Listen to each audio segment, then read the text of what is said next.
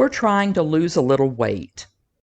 Then we hear the usual mantra from our friends, neighbors, and medical professionals. Cut down the calories. You know, it's calories in, calories out. Everybody knows that. So we proceed to cut these calories. We write down what we eat in a notebook, or we use one of the many calorie counter apps that are available to track our calorie consumption. We consult an expert. We're trying. We really are. But the brick wall comes, the weight plateau. Then we just bag it and we use one of those other apps, the DoorDash or the Grubhub app. But are too many calories really the only problem? Or is there some nefarious force at work behind the scenes that keeps derailing our good intentions? Before we can answer this question, we probably should take a look at what a calorie actually is. You probably studied the calorie in science class. It was abbreviated with a little c or a big C. The big C, or the kilocalorie, is the one that we are talking about when we're worried about calories in our jalapeno poppers, food. A common science experiment is to light an almond on fire and measure how much heat is produced by measuring the temperature of the water before and after heat is transferred to the water by the almond. This is done by putting the almond in a calorimeter.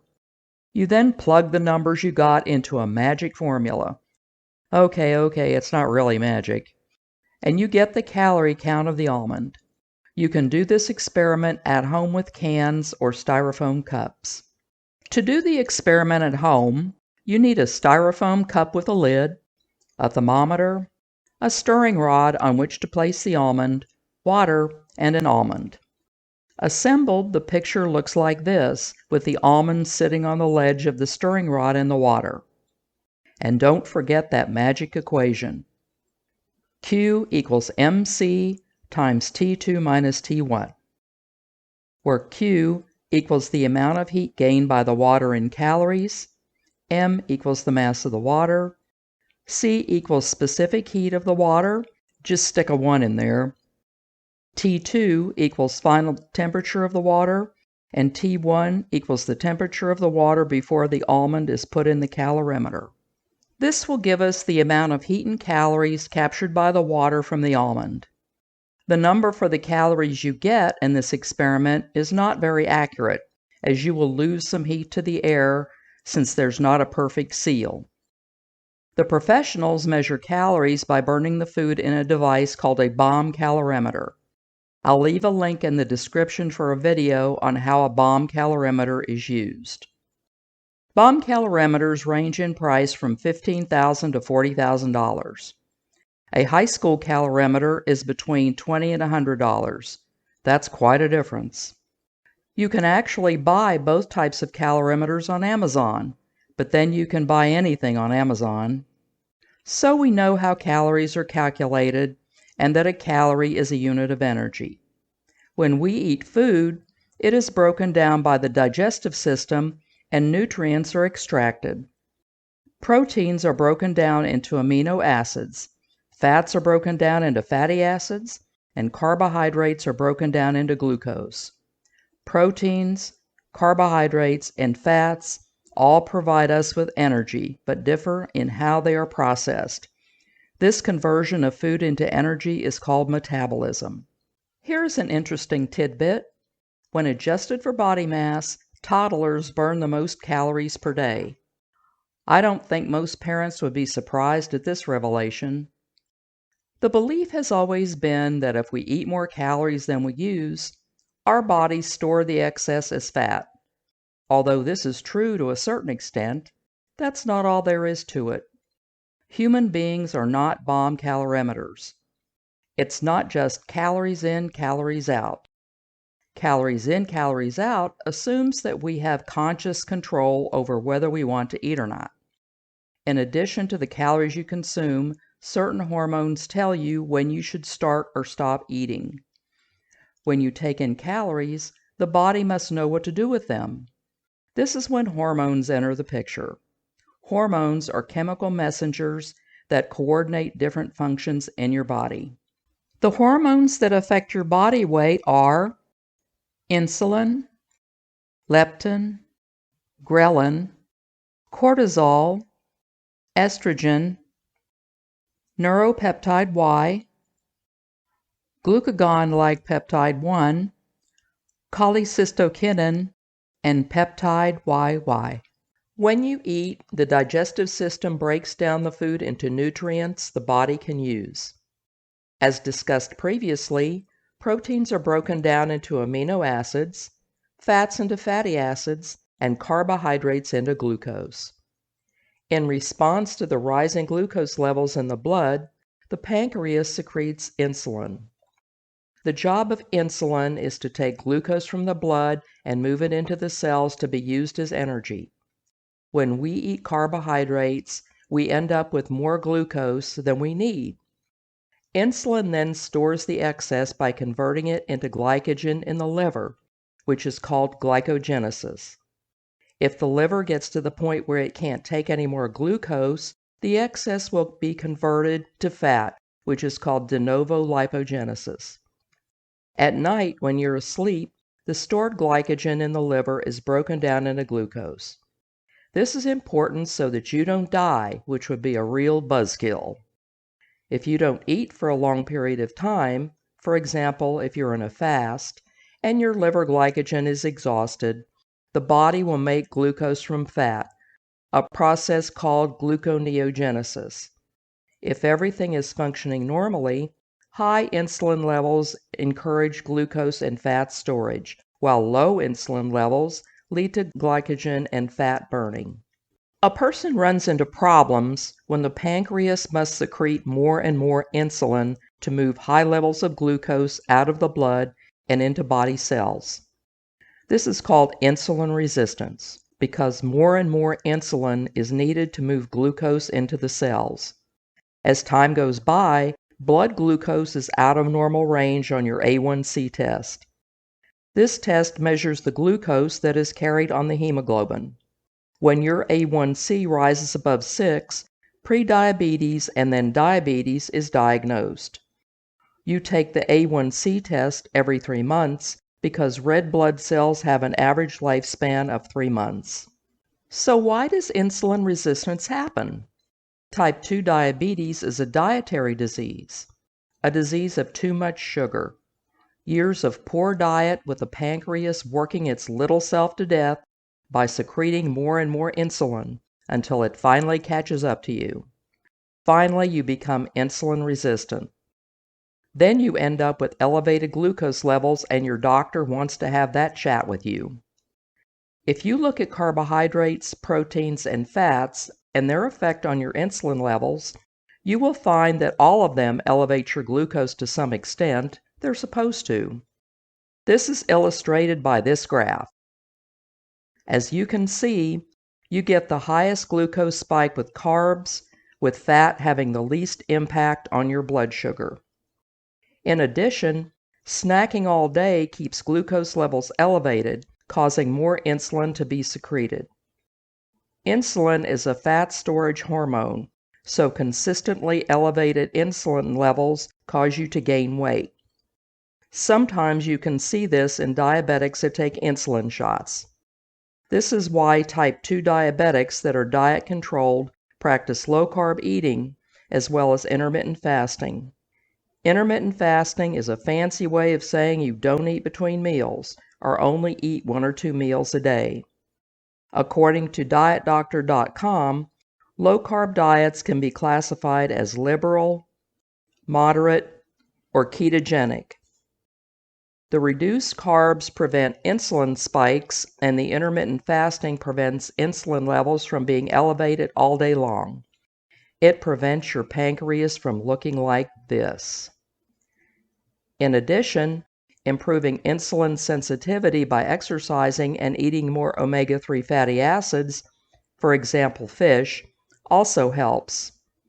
I'm a type 2 diabetic and eat low carb as well as practice intermittent fasting. And before you ask, I sure do miss those donuts, and I really have fallen off the wagon. I admit it. It's a lifestyle adjustment, and I sure do miss those jalapeno poppers. Leptin is a hormone that sends signals to your hypothalamus that you're full. The hypothalamus is a structure in the brain that is the main link between the endocrine and nervous system. Its job is to keep the body balanced in a stable state called homeostasis. Leptin is known as the satiety hormone. It tries to reduce fat storage, so you would think that would keep you thin. However, if a person has elevated insulin because of years of a poor diet and is obese, leptin will stay high and leptin resistance will set in. Reducing body fat and regular exercise can normalize leptin levels. Ghrelin sends messages to your hypothalamus telling your stomach that it's empty, that your body needs food. Ghrelin is the hormone that tells you that you're hungry. This hormone is the opposite of leptin in that it increases appetite. The levels of ghrelin are highest before eating and lowest after eating if everything is operating normally. That's why when you're on a calorie-restricted diet, you feel hungry, because ghrelin levels are up. That also may be the reason so many diets fail, and you see so many diet books living out their final days at the half-price books. There are studies that have shown that obese people have low ghrelin levels, so you would think that would result in not being hungry, thus resulting in weight loss. However, obese people also seem to be more sensitive to its effect, resulting in overeating. This hormone is produced by the adrenal glands and is known as the stress hormone.